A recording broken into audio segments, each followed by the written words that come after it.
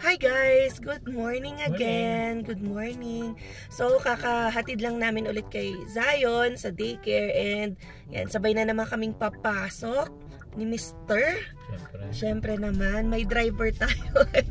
Hanggang ngayon, hindi pa rin tayo nagda-drive. Pero, nag-practice driving kami ni Kuya Jason last Saturday. Biruin niyo yun, 6 AM kami nagpa-practice dyan sa River Bend. And hopefully no, by next week or next week, 2 weeks, basta sabi niya isa na lang daw, isa pang practice para makabook na tayo ng road test. So sana matuloy na at masamantala natin ng weather kasi ayoko rin mag road test ng winter. Although sabi nila mas lenient yung mga nagte-test sa iyo no, kapag winter kasi kapag madulas, di ba, wala kang choice kundi magbagal.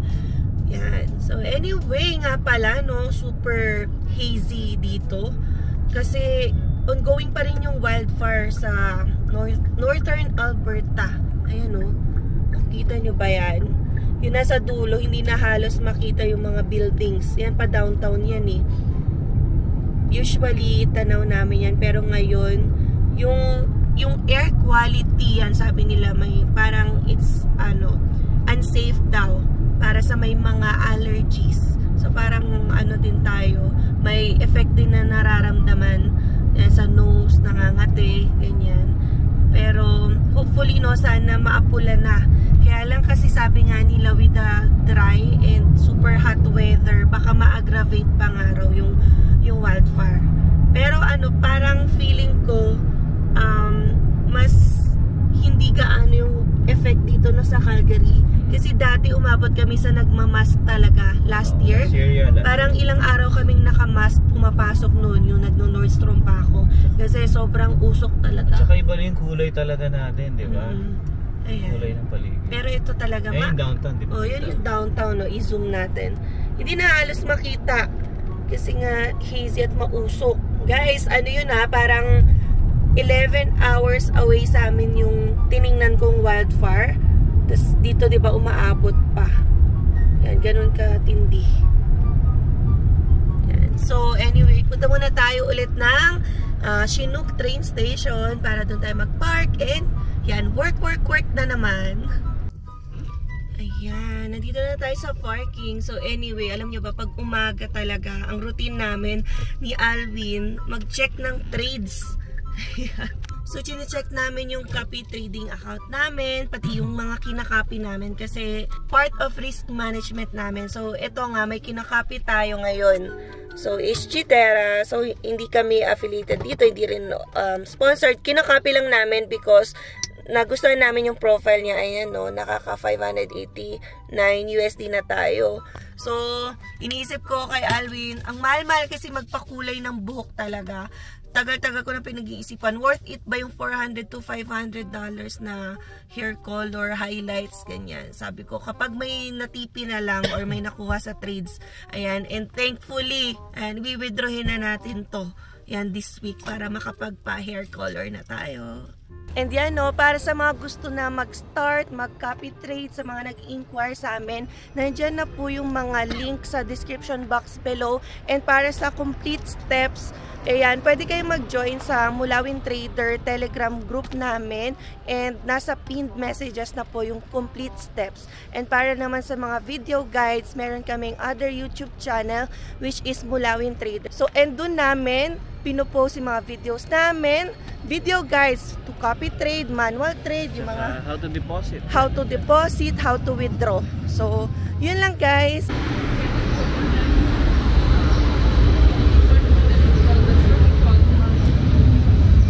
Alright.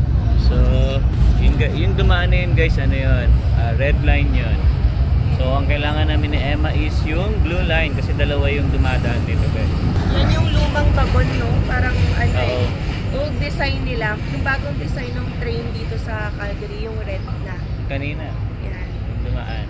Yan. So, wait tayo ng 2 minutes. Wait pa kami ng 2 minutes guys. At saka, ang ganda ng weather ngayon. Sana ganito lang, no? Yung mga 20, 19, mga ganyan lang sana. Sa mga susunod na araw, yan, maganda pa weather. 32, 24, 25. Pero pag yung mga 34, sobrang sakit pala. Okay. Ayan. So, So yun, wait lang muna kami dito ng asawa ko syempre. Oo, ang galing. Buti na lang natutuwa ako kasi may kasabay ako mag-commute, may maghahatid, may magsusundo. Driver ang dating. Meet up lang. Ito na yung ano namin. Mas napaganda pang sistema. Diba? Ikaw lang, sabi ko lang sa'yo, maghintay ka lang. Magtiwala ka lang kay Tiwala Lord. ka lang boy sa akin. Boy. Sa'yo, hindi sa'yo kay Ay. Lord. Yan, syempre. So yun guys, 1 minute na lang ito.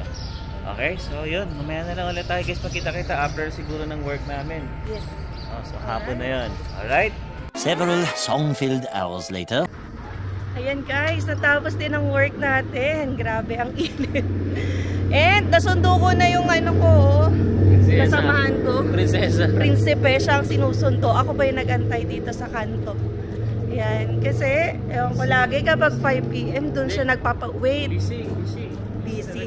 Busy rin sa amin guys. Naku, sumakit nga yung mata ko eh. Kasi, so from 8:30 something to 4:50 yan bago ako umalis. Babad kami sa computer. So 2 monitors pa naman yun. So gusto ko i-relax yung mata ko. Nai-stress siya. Akyat muna tayo sa elevator at train station. Yan. So, masaya. Galing. Galing? Galing. Yan, busy lang talaga guys. Sobrang busy talaga. Kaya nga, sabi ko kay Emma kanina, wait lang kasi may kinakausap pa ako. Ayun, so yun, mamaya na lang ulit guys. Grabe ang init. 35 siguro ngayon, 34. Nararamdaman ko yung ano eh. Yung kagat ng araw eh. Dapat mag-ano ka na kasi. Sombrero. Ay, hindi bagay sa akin eh. Hindi bagay sa akin. Pinabagayan lang. Oo. Bakit sila Boss Mark, tapos si Rice? May bagay sa kanila eh. Sa akin hindi eh. Pangit. Kahit kasi ng ulo ko guys. Depende daw sa shape ng face. Ayan. So, ito na naman tayo sa parking slot ng Chinook. Ayan. So, lagi tayo dito. As you can see guys, lagi na ganito yung background natin pag umuwi kami ni Emma. At least nasa labas. Pero lagi kami magkasama. Yun yung masaya doon. Masaya ako kasi kasama ko asawa ko. Pag umuwi, papasok ako, sabay kami. So, iba yung setup talaga ngayon. Ang bot. Hindi tulad sa Pilipinas, parang sinusundo ko lang siya, hatid ko lang siya. Tapos sa restaurant lang ako, mamanage, ganun. Ganun yung buhay namin doon. Pero dito, sobrang iba. Malaking pagkakaiba. Kasi pares kaming nagtatrabaho dito na sabay pumapasok. Tapos isang stasyon lang kami. Alam mo yun, yung dadaanan niyo yung trabaho ko. Feeling girl? Kaya siya sumusundo sa akin. Kasi siya yung guys, mas maaga kasi siya talagang lalabas. Ayan, finally, pauwi na tayo. Yes. So, sa wakas, halfway pa lang ba? Wala pa. Okay. 2 pa lang na araw tayo nag-work. Parang pagod na. Ang tindi kasi ng init, nakakadagdag talaga sa pagod yon. Well, anyway, mag-a-update na rin pala ako. So, meron nga pala tayong update, para sa mga international students. Good news, bad news? Na naman? Good news, bad news yan. Hindi naman ganun ka bad news, pero may magiging change and maapektuhan din talaga yung magpo-fall sa ganitong situation. So, alam nyo ba, ito proposal pa lang naman to, pero alam nyo naman na kapag proposal, after nun, announcement na rin in few days or few weeks. So, ano ba yung pinopropose ng IRCC na naman? Paiba-iba na naman. Na maapektuhan ng international students. So, ito as a background lang pala muna, bago ko ibigay yung announcement or proposal. Kapag mag-change ka kasi ng designated learning institution or school, pag nag-change ka ng mind or for whatever reason, tapos nakakuha ka na ng study permit before or as of this date, ay mag-a-update ka lang sa IRCC. Pero ngayon, ito na yung proposal. Kapag naisipan mong mag-change ng school or DLI at na-issuean ka na ng study permit, kailangan mong mag-apply na naman ng panibagong study permit. Nako. Yes.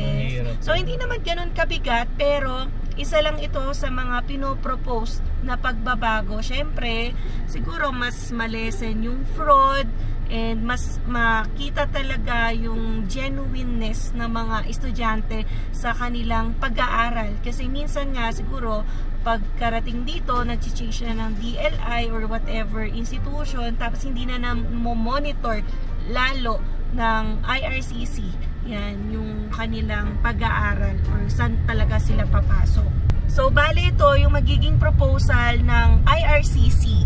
So, students who wish to switch DLIs must submit an application sa panibagong study permit to reflect yung bagong DLI. Pero since nga, it will take time, hindi naman siya automatic approve, pwedeng weeks or months na abutin. Sabi dito, proposal din na pwede pa rin silang makapag-start na pumasok sa panibagong DLI. Kahit wala pang valid study permit hanggang magkaroon na ng decision sa kanilang application, provided that they will remain in Canada and comply with all other conditions of their current study permit. So parang ito implied na international student ka. So kahit na wala pang desisyon nga, kasi nga nag-a-apply ka ng panibagong study permit, pwede mo pa rin gamitin yung earlier study permit mo hanggang yan magkaroon na ng decision sa iyong application. So yun ang tandaan nyo ha, in case magbago kayo ng isip, whether papunta pa lang kayo dito sa Canada or kahit nandito na kayo sa Canada, kasi yung iba no, minsan nahihirapan sa course or program tas gusto nila lumipat ng school, so hindi na magiging ganun kadali na inform lang si IRCC. So proposal nila, kukuha ka na ng panibagong study permit. So ano ba yung implication nun? So sa mga international students, so syempre dagdag gastos. Kasi kapag mag-a-apply ka ng panibagong study permit, yan another application fee, which is nasa $150 per application. So gastos ka na naman, kasi syempre ibang processing na naman to ng application for study permit. And then, eto na nga, magdadagdag ka ng panibagong 30 minutes to 45 minutes daw para asikasuhin at kumpletuhin yung mga kailangan mo for yung documents para dito nga sa new student visa application. Pero guys, ako hindi lang 30 minutes to 45 minutes yung natitake ko ha. Sobrang oras yung inaalat ko para sa isang application, kasi I just wanna make sure kapag pinasa ko, kumpleto at walang masyadong kulang. Kasi yan, later on talaga pwedeng may hanaping kulang. Pero as much as possible, i-ensure nyo na kumpleto at wala nang hahanapin ang visa officer sa inyong mga documents. So, aside from that, no, ano ba yung magiging effect dito sa proposed change na ito?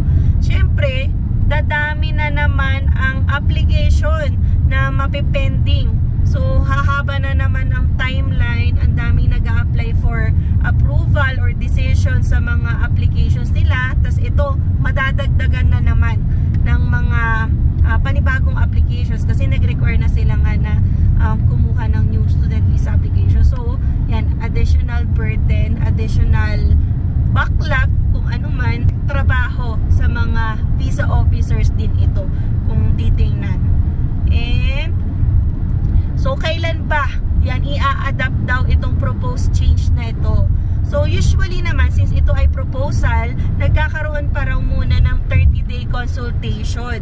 Siyempre, tatanungin muna yung mga schools, yung mga government, municipalities, and yung mga territories kung saan man makaka-apekto itong change na ito. So, after 30 days, yan, aaralin ng IRCC yung feedback, and then they will make now the announcement kung i-adapt na ba nila yung change at i-implement na yan para sa mga international students.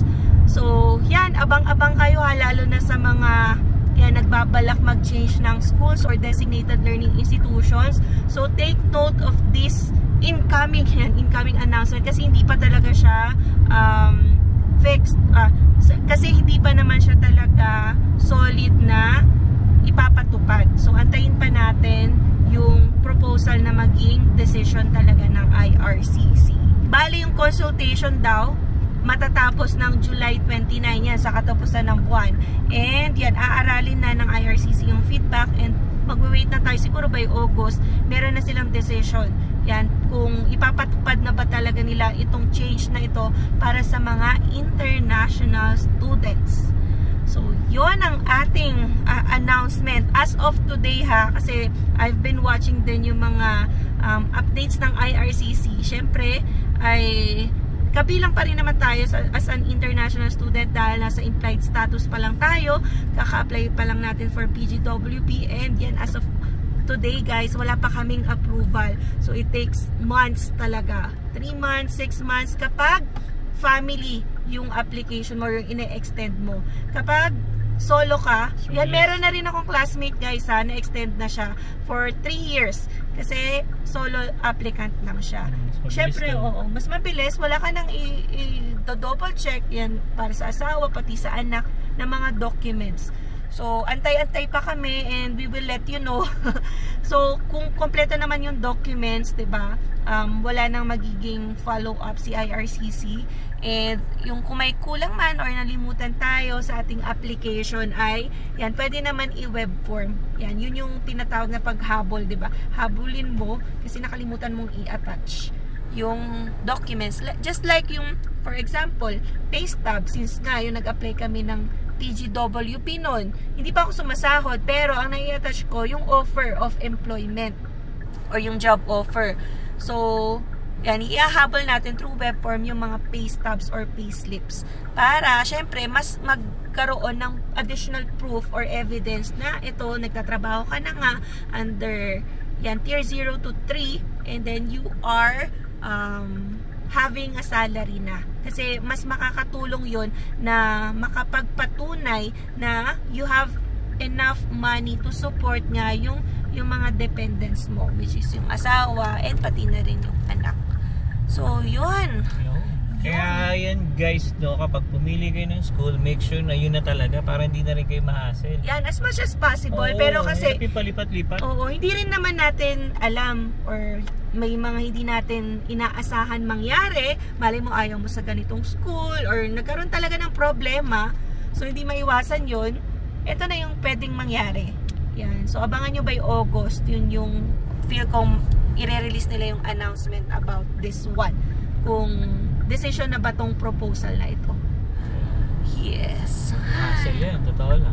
Yes, syempre, ito pa nga pala, additional effect sa mga international students kapag naging effective na ito ay, so kung pending yung student permit application mo, tas diretso pasok ka, aantay ka ng decision, so yung utak mo nandun sa sa application mo. So pwedeng maapektuhan yung pag-aaral mo kasi yung focus mo, mag-worry ka, ma-approvehan ba yan or ma-deny ba yan, 'di ba? Pwede kasing ma-deny pa rin, kaya nga 'di ba? Hindi yan automatic approval. Kailangan kompleto pa rin yung documents mo, may ka pa, letter of acceptance, yung mga ganyan sa mga application. So, mahirap din. Tayo nga na PGWP, yung focus natin, antay pa rin tayo ng antay sa application natin. Paano pa sila na student permit yung ina-apply? Yan. Pag na-deny yan, syempre, wala kang status or, diba, uwi ka. Yan. So, anyway, dito na pala kami sa daycare. So, doon ko na muna si Zion. So, yun nga pala guys, no. Kaya na rin namin guys talaga na pagdesisyonan ni Emma na i-daycare lagi si Zion. Para mas na, siya, mas natututo. Tsaka para na-expose yung niya, yung sarili niya. Kasi pag sa bahay lang kasi guys, andun yung syempre mag-isa lang siya, bagay yung laruan niya lahat para sa kanya lang. So may time na nangaagaw siya ng laruan kapag yung halimbawa lumalabas kami, kasama namin yung mga anak ng mga kaibigan namin. So parang feeling niya na kanya lahat, no? Kaya mas magandang dinadala namin siya dito. Ayan, kasi para mas matuto talaga siya. Kasi sabi nga rin ng kapatid ko sa Germany nga, dapat daw talaga pinapasok na namin lagi si Zion, which is yun yung ginagawa din talaga namin. Ayan, ito na si Zion. Diba? Bago shoes yan. Lagay ko lang yung nila. ilagay lang muna natin guys yung stroller niya. Yan. So yun guys, no? Uwi na kami. Makakapagpahinga na. Pagpahinga na. Yeah. Yan. Kasi itong nakaraang week talaga guys, medyo nakakapagod. Labas tayo ng labas eh. Oo nga eh. Kaya ngayon siguro ay... Pahinga muna. Pahinga muna. Yes. Hindi na nga rin kami nakapag-Netflix eh. Dati yun yung bonding time namin. Ibig sabihin may extra time tayo ngayon. Busy rin talaga. So, iba yung demand kayo. Oo, iba. Yan. Pag summer daw kasi busy talaga. Okay, I'll get you milk. So yeah, I think hanggang dito na lang. Maraming salamat na naman po sa pagsama sa aming vlog for today. So if you have any questions, you can leave your questions down below. And para sa mga bago po sa aming channel, you can consider subscribing po. And don't forget to click the notification bell para updated din kayo sa aming latest video upload. So yeah, we'll see you again on the next one. Peace!